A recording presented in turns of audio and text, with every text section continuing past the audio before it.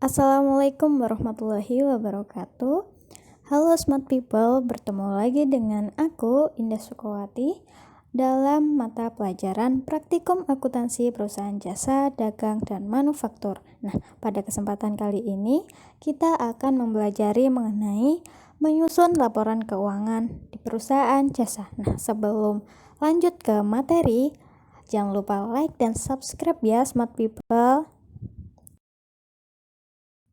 Oke, sebelum kita membahas mengenai bagaimana cara menyusun laporan keuangan pada perusahaan jasa, mari kita lihat apa saja sih jenis-jenis dari laporan keuangan di perusahaan jasa.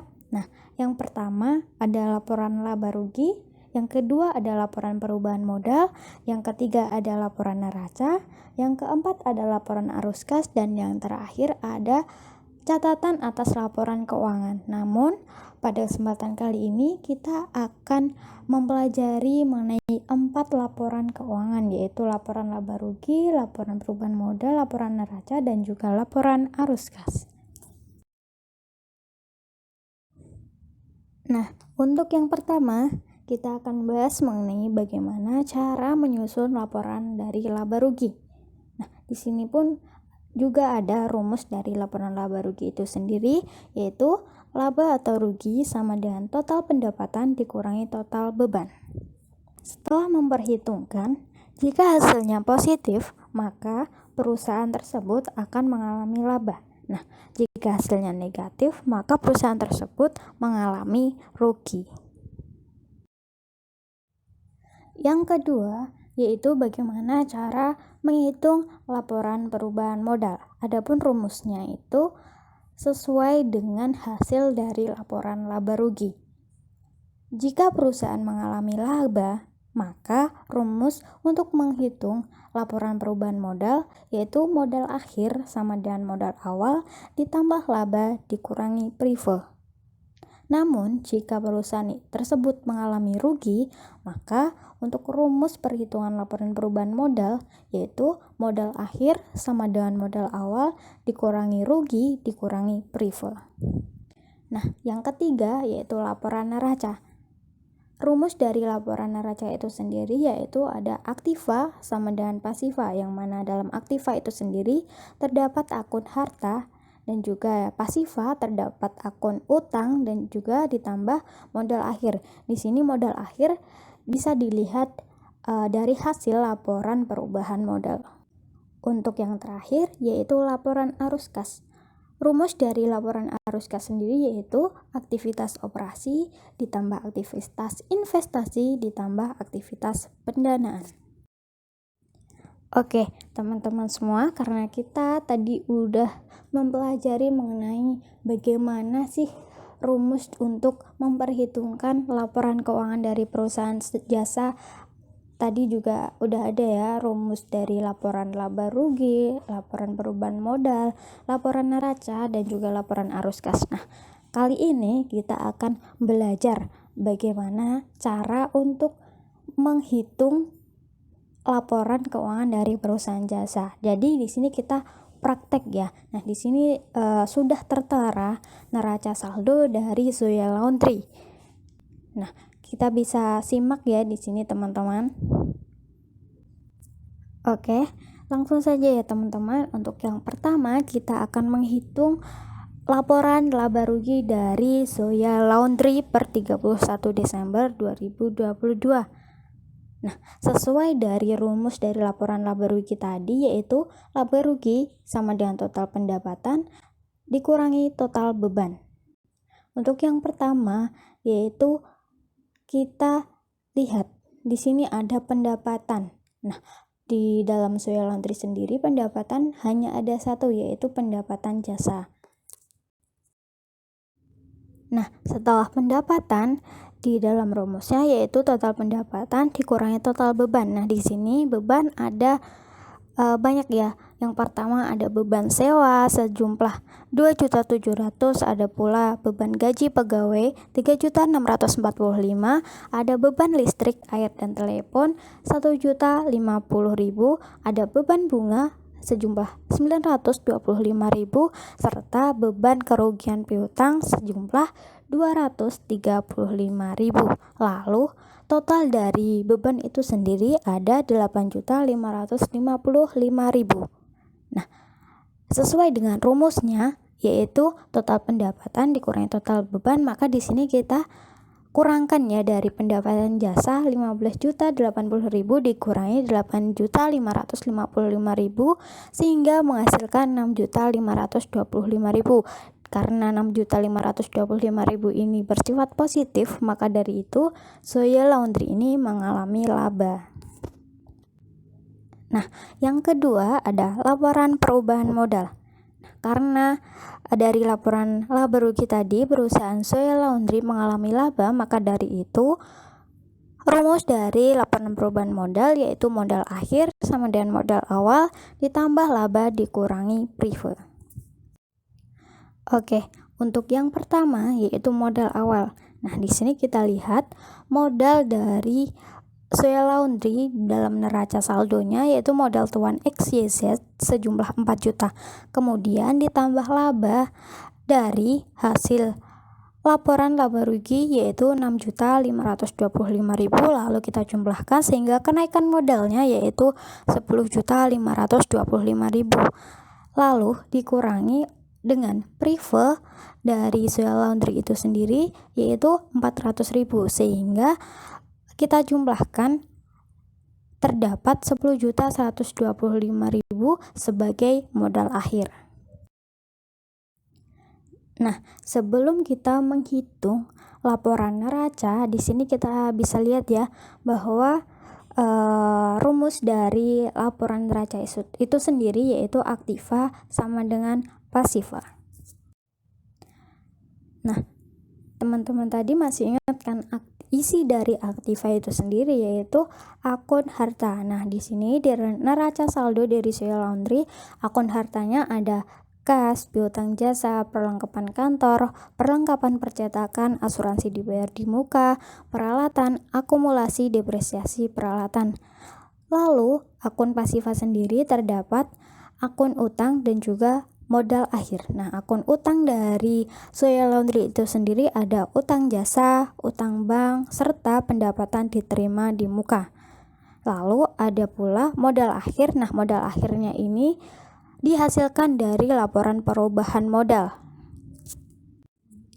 Oke, kita lanjut ya untuk menghitung laporan neraca. Nah, untuk yang pertama ada aktiva, yang mana tadi aktiva ada akun kas 10 juta, piutang jasa 1.600.000, perlengkapan kantor 425.000, perlengkapan percetakan 800.000, asuransi dibayar di muka 500.000, adapun peralatan 6.200.000 dan juga akumulasi depresiasi peralatan sejumlah 1 juta. Nah, di sini akumulasi depresiasi peralatan itu bersifat negatif atau mengurangi, maka dari itu kita kurung untuk menandakan itu pengurangan. Lalu kita jumlahkan aktivanya dengan hasil yaitu 18.525.000. Kemudian kita hitung pasivanya yaitu ada utang jasa sejumlah 2.300.000, ada pula utang bank 5.200.000, ada pula pendapatan diterima di muka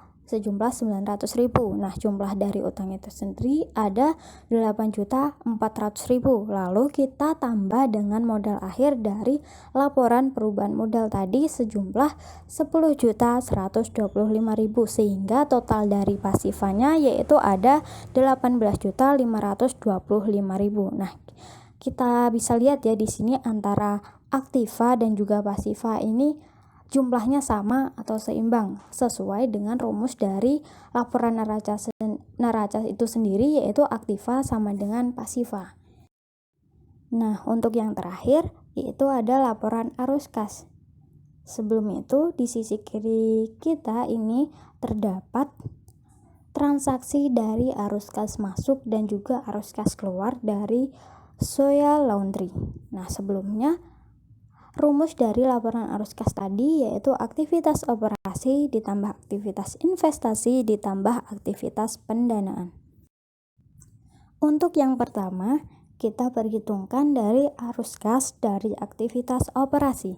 Nah, untuk yang pertama itu sendiri ada beban sewa yang dimana ini pembayaran sewa kantor sejumlah 1 juta. Karena perusahaan Soya Laundry ini membayar pembayaran sewa, maka dari itu sifat dari arus kas ini yaitu arus kas keluar atau negatif. Untuk yang kedua yaitu ada piutang usaha. Nah, di sini perusahaan Soya Laundry ini menerima pelunasan piutang dari pelanggan sebesar 3.600.000.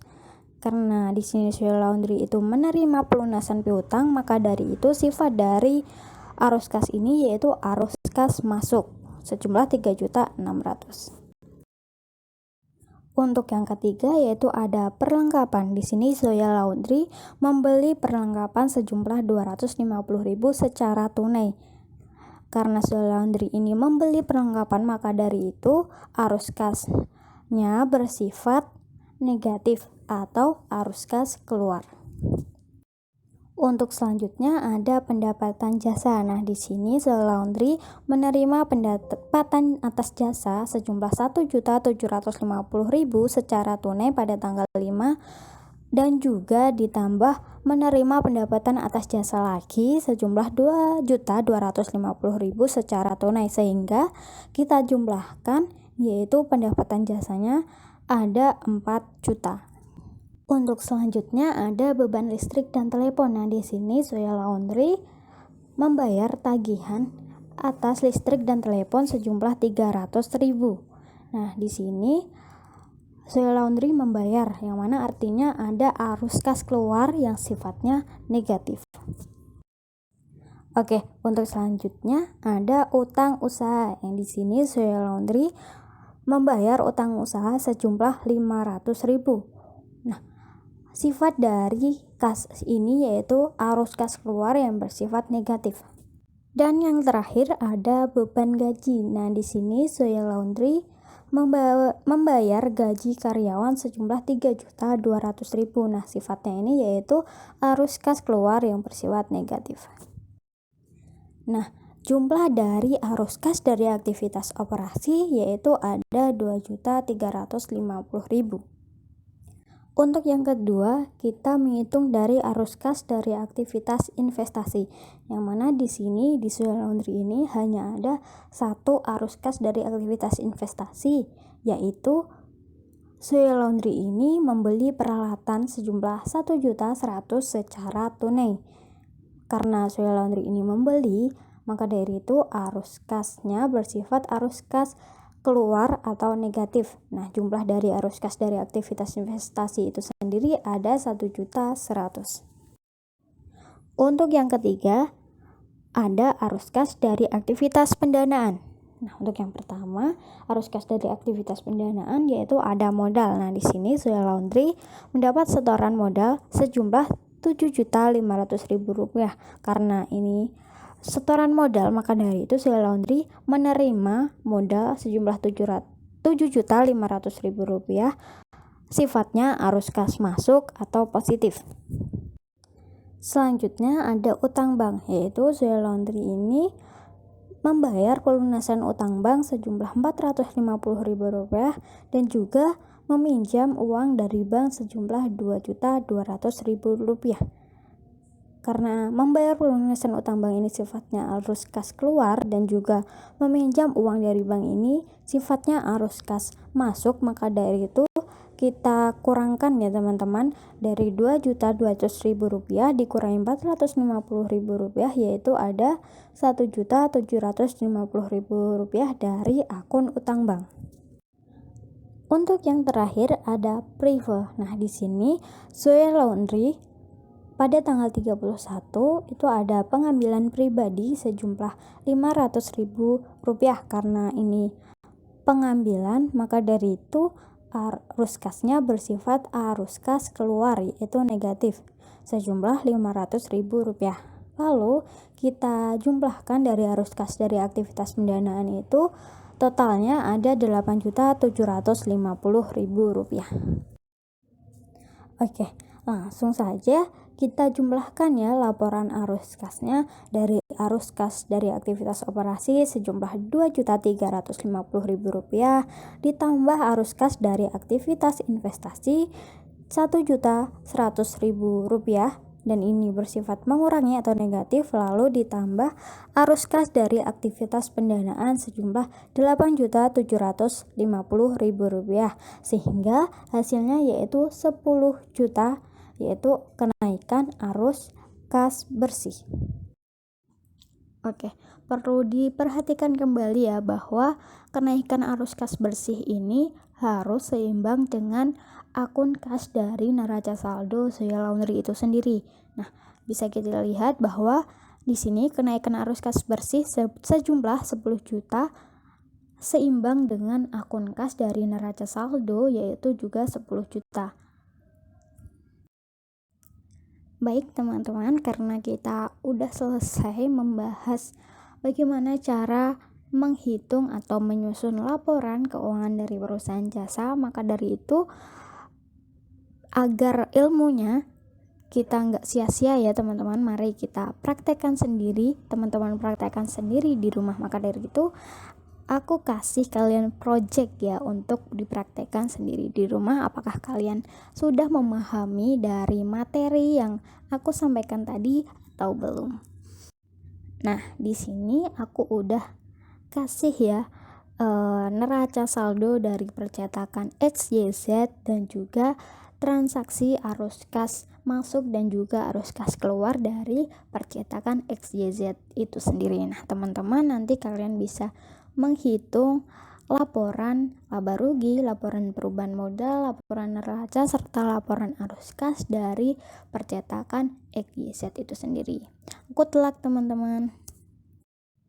Baik, karena pembahasan kita sudah selesai, semoga apa yang aku sampaikan tadi bisa bermanfaat bagi teman-teman semuanya ya. Oke, terima kasih buat teman-teman semuanya. Jangan lupa like dan subscribe ya teman-teman. See you.